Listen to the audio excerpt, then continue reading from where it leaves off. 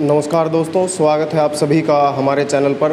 दोस्तों, जैसा कि आप सभी को पता है कि देश के अंदर फ़िलहाल किस तरह की स्थितियां चली हुई हैं।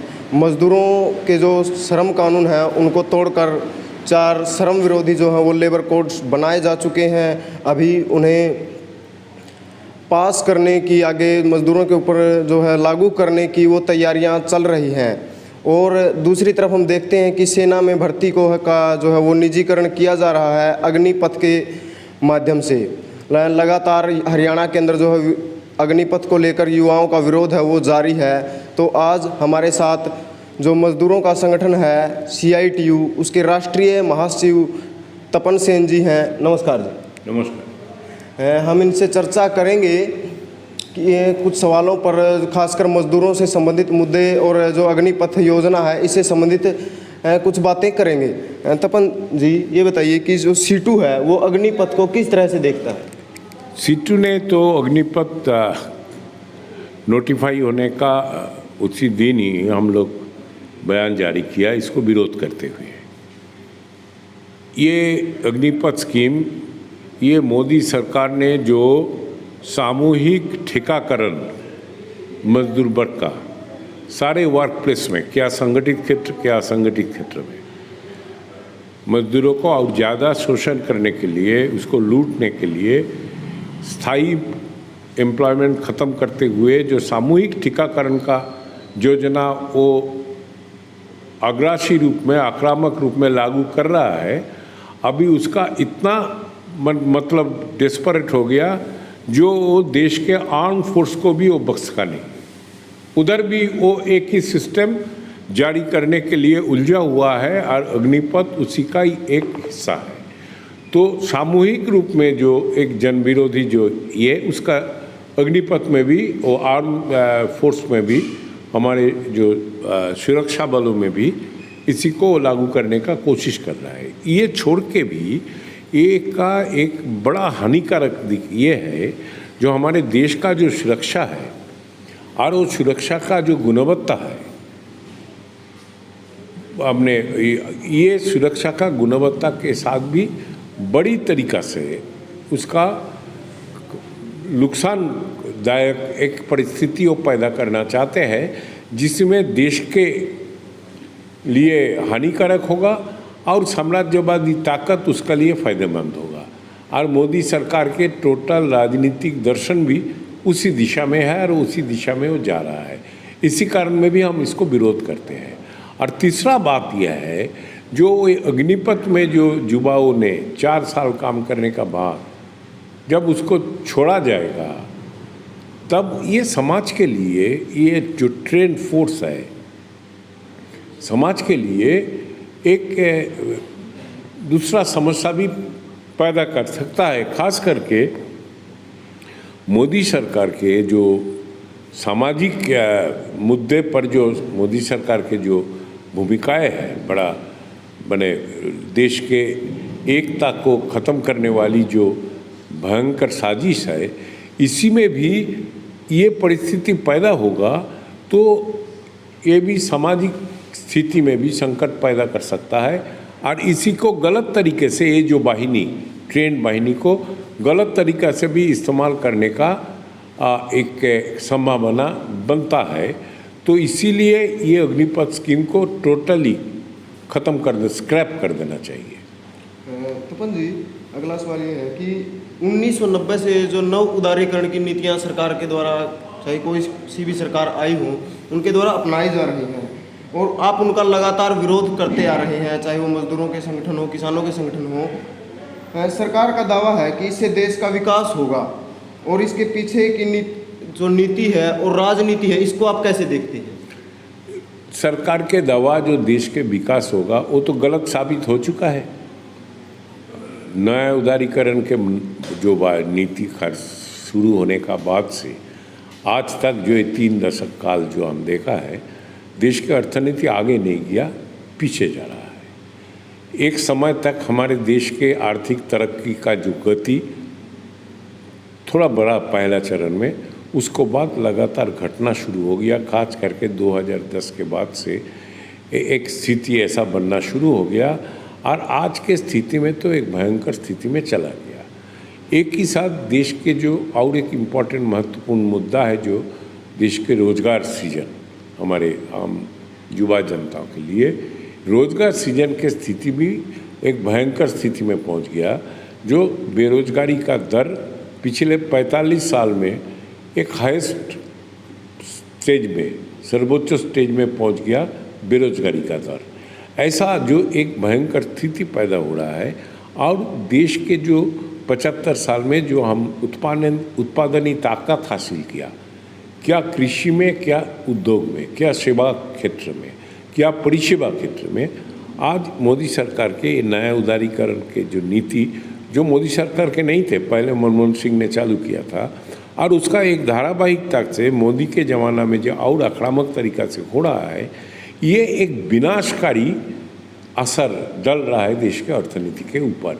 तो इसीलिए एक समय जब मजदूर आंदोलन अकेला चिल्लाते रहा, इसका खिलाफ आंदोलन करते रहा, हड़ताल करते रहा, आज तक हम कम से कम 21 नेशनल जनरल स्ट्राइक हुआ सामूहिक रूप में, और ये छोड़ के सेक्टर का क्षेत्र में डिफरेंट क्षेत्र में अनगिनती हड़ताल हुआ और आंदोलन हुआ।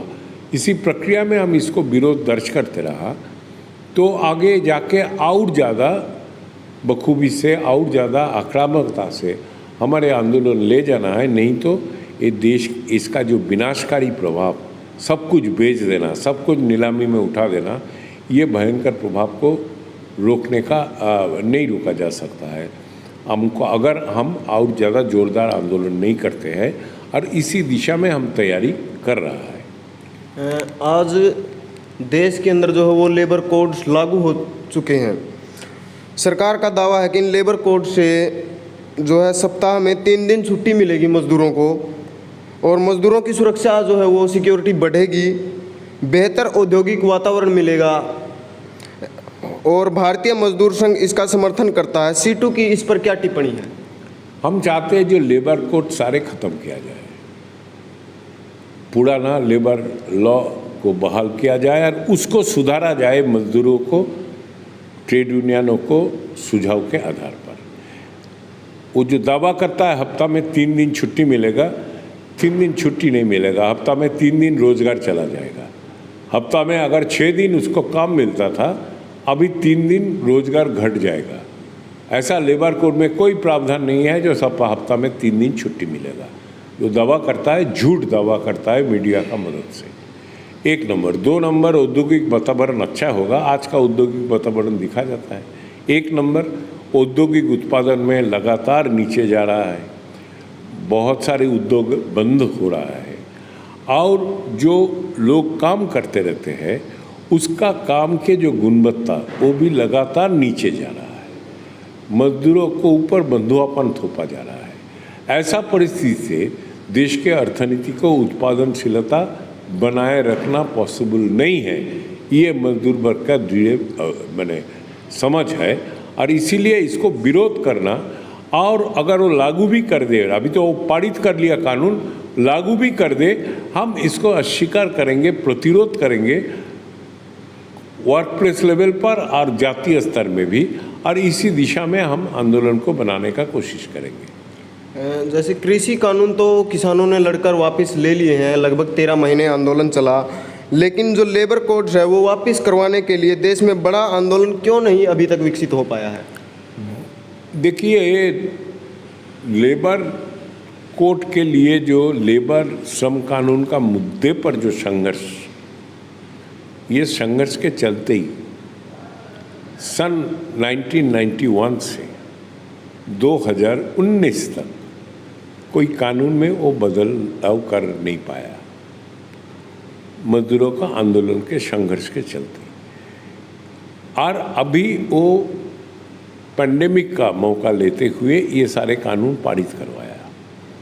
अभी तक वो लागू नहीं, नोटिफाई नहीं किया, कोशिश कर रहा है, सारे रूल को नोटिफाई कर दिया है, मैंने ड्राफ्ट रूल को, लेकिन फाइनल नहीं किया, अभी तक लागू नहीं कर पा रहा है। मजदूर वर्ग के आंदोलन के जो क्षेत्र और किसानों का आंदोलन क्षेत्र अलग अलग है।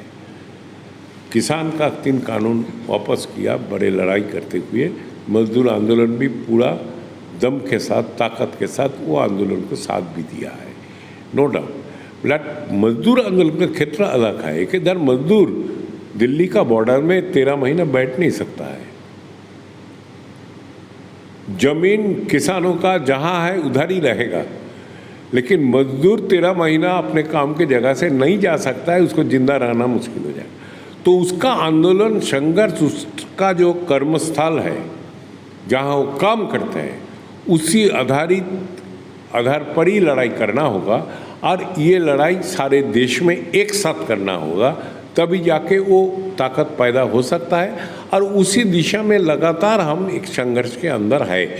तो इसीलिए हमारे जो समझ है सेतु का, जो हमको लगातार इसको विरोध करना है, जातीय स्तर पर आंदोलन, संघर्ष, हड़ताल और तरह तरह का कार्यक्रम के जरिए एक ही साथ वर्क प्लेस लेवल पर भी इसको खिलाफ प्रतिरोध बनाना है।